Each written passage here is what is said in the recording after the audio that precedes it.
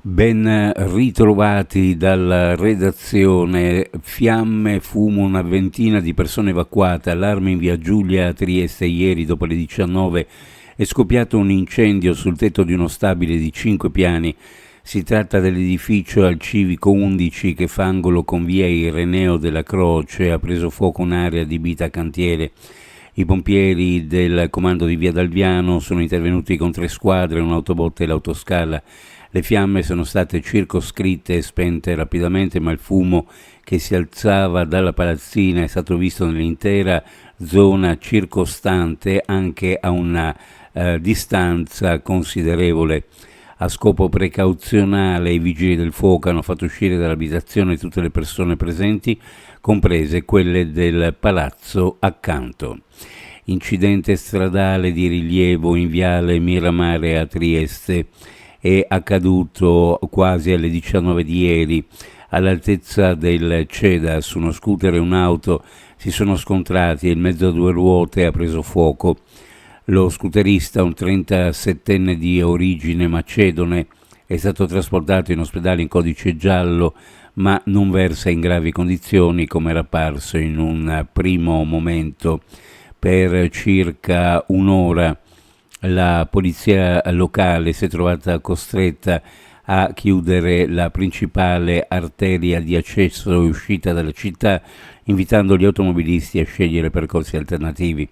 Successivamente il traffico è stato riaperto a senso unico alternato. Furto in un'abitazione al 4º piano di uno stabile situato in via Don Minzoni a Trieste, nel quartiere di San Vito.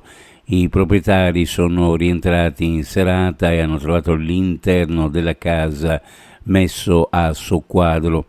I ladri hanno approfittato dell'assenza della famiglia in vacanza da poco meno di una decina di giorni per rubare denaro contante, orologi e preziosi per un valore di circa 18.000 euro.